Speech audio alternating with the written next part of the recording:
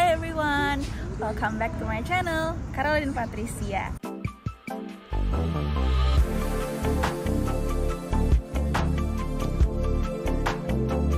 Ya, jadi di hari ini tuh interesting banget. Aku pertama kali ketemu sama Michelle. Jadi kita itu ketemu gara-gara Michelle DM Instagram aku.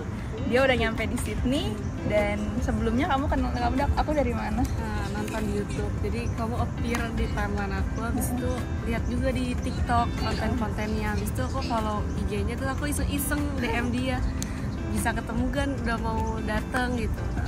Awalnya dari DM, terus aku excited banget karena aku juga nggak nyangka orang yang lihat aku tuh langsung bisa ke Sydney, dan I'm happy to hear that. Dan hari ini aku bakal bikin YouTube video karena aku bukan WHV ya teman-teman. Kalau teman-teman tahu, aku bukan WHV. Jadi aku mau pandangan dari Michelle. Jadi Michelle itu adalah pegang visa WHV untuk sekarang, dan aku bakal ngadain short interview. Oke, jadi kita bakal mulai langsung ke pertanyaannya. Oke, Michelle, jadi pertanyaan yang pertama itu adalah udah berapa lama di sini dan pakai visa apa? Jadi aku baru sampai 31 Oktober. Jadi kurang lebih semingguan lah di sini. Terus habis itu kamu pakai visa apa? Pakai visa ya seperti yang biasa 462 working holiday visa. Iya. Yang kedua, sekarang kerja apa? Sama 1 bulan di sini udah dapet kerjaan belum?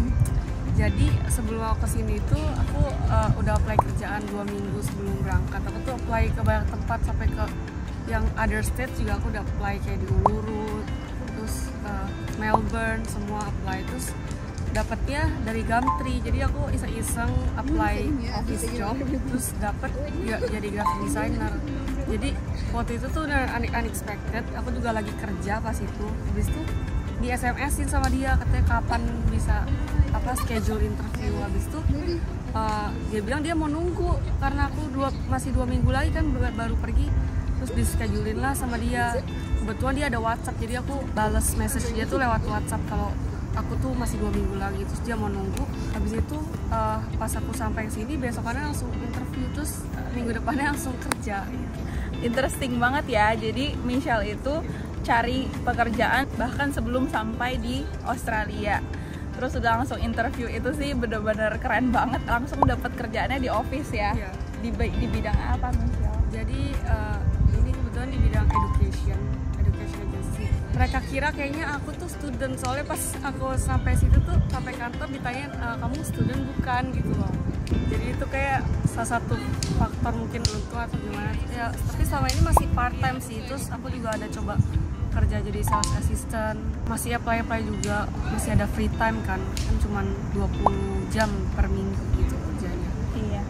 Jadi intinya kayak di Australia itu unexpected ya, kayak bisa tiba-tiba kamu masuk di bidang tertentu. Tapi memang Michelle sebelumnya ada pengalaman di graphic designer ya, udah 2 tahun. Tapi coba aja sih, kayak backgroundnya apapun kayaknya nothing tulus lah untuk apply gitu. Iya benar. Jadi WHV itu nggak selalu melulunya di farm atau di hospitality, bisa juga di office atau di berbagai macam bidang. Yang penting teman-teman itu mencoba ya untuk apply. Terus habis itu pertanyaan selanjutnya, gimana pandangan kamu tentang kata orang hidup di Australia itu mahal, dan gimana cara kamu manage-nya? Nah ini saya jujur ya, kan aku sebenarnya udah biasa budgeting di Indonesia. Jadi utamanya budgeting dulu. Terus kalau untuk tempat tinggal kan sebenarnya bisa dapat tempat tuh harganya beda-beda. Tapi untuk saat ini walaupun aku part time ya, terus harus bayar rent, tapi tuh aku masih bisa aja saving, karena gak mungkin dong kayak makan eating out every day. Tapi masih bisa jalan-jalan gitu pas weekend lah atau sama teman. Dan menurut aku nggak perlu lot of money, kayak misalnya mau beli snack atau apa, kayak di bawah $10 aja masih bisa. Terus kamu bisa nongkrong-nongkrong karena di sini banyak park, jadi nggak usah ke mall terus gitu. Iya, betul banget. Jadi di sini itu walaupun terlihat kayak rent mahal, tapi sebenarnya masih menutupi dengan gaji ya. Untuk hangout itu nggak melulu kayak harus makan fancy atau di restoran-restoran mahal. Kadang kita juga bisa masak dan save a lot of money. Terus juga banyak outdoor area, kayak sekarang kita itu ada di kayak di park yang indah banget view-nya, nanti aku bakal share. Jadi kayak we have a lot of choice. Pertanyaan selanjutnya, susah nggak berteman di Australia? Kalau sejauh ini aku nih juga explore pertama kali ya, maksudnya untuk finding new friends, and menurut aku exciting karena aku udah coba-coba kayak language exchange event, terus aku juga dari Instagram juga banyak ketemu. Terus di sini juga kalau di grup Telegram WFH itu suka ngadain meet up. Kemarin aku pertama kali ikut meet up, terus kita bisa ketemu sama WFH kan banyak, atau ada yang second year juga. Ya tapi jujur agak susah mungkin untuk cari temen yang benar-benar Australian. Tapi untuk kayak sesama foreigner tuh gampang karena mereka juga datang ke sini kan sendiri. Jadi kita saling menguatkan lah gitu, sama apalagi sama orang Asian juga. Aku waktu itu sempat tinggal di hostel, terus ketemu orang Korea, dia sendirian kesini, jadi kita temenan. Pasti ada aja gitu, nggak perlu orang lokal sini juga, tapi tetap pasti ada temen lah gitu.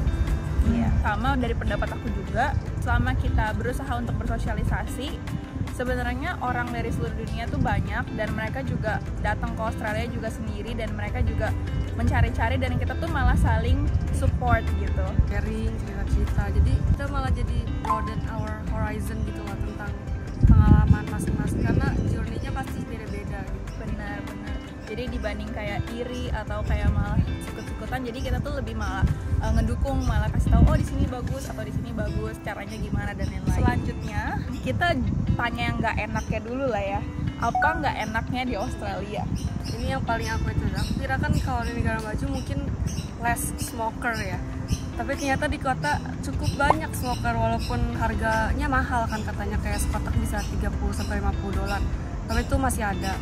Terus mungkin rent mungkin mahal karena ini Sydney kan kayak highest spending tuh di sini, apa-apa mahal, cuman menurut aku masih worth it akan apa yang ada di sini. Jadi menurut aku selama kamu rajin terus kerja itu masih bisa nutup gitu. Sejauh itu aja ya, karena aku baru sebulan juga di sini, mungkin masih honeymoon phase ya. Betul maksudnya. Terus habis itu enaknya apa nih? Enaknya di sini tuh menurut aku karena ini kayak benar-benar pertama independen ya.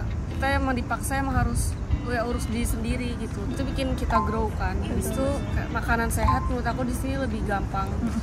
Terus daging-dagingan juga sebenarnya nggak beda jauh sama Indonesia. Jadi menurut aku dengan wage yang sekarang gini, habis itu makanan juga masih menurut aku cukup affordable. Kalau misalnya kamu masak tuh benar-benar bisa irit gitu. Apalagi terus kalau perlu bumbu Indonesia juga di sini banyak di Chinatown. Jadi kamu bisa berkreasi sendiri, itu kayak naikin skill masak kamu lah. Itu juga benefit juga kan. Jadi menurut aku sih aku banyak kan dapat positifnya ya, karena kayak ada challenge baru dan banyak yang bisa di-explore. Iya, bener banget sih, aku setuju. Kayak di Australia itu memang kalau misalnya kita konversiin ke Indonesia terlihat mahal ya, kayak sayur atau daging, tapi ketika udah di Australianya dan kita memang udah kerja di situ, itu tuh masih oke banget harganya kalau menurutku, dan kita tuh bisa memiliki makanan yang bergizi dengan mudah gitu. Jadi kita bisa punya hidup yang lebih baik, kesehatan yang lebih baik, dan udaranya juga di sini jauh lebih baik kalau menurut aku sih. Kalau menurut kamu gimana? Iya bener sih, kayak itu beda banget, kayak udara di sana sama di sini tuh bener-bener beda banget. Terus kayak menurut aku sih di sini selama kamu bener jaga diri, walaupun kamu kerja long hours tapi masih ngurus diri sendiri, menurut aku bisa survive ya. Tapi harus kayak tahu kapasitas diri masing-masing gitu. Betul. Terus the last question, ini nggak ada di list tapi aku pengen tanya, apa skill yang paling penting kamu punya ketika kamu tinggal di luar negeri sendiri dan memulai journey dari awal?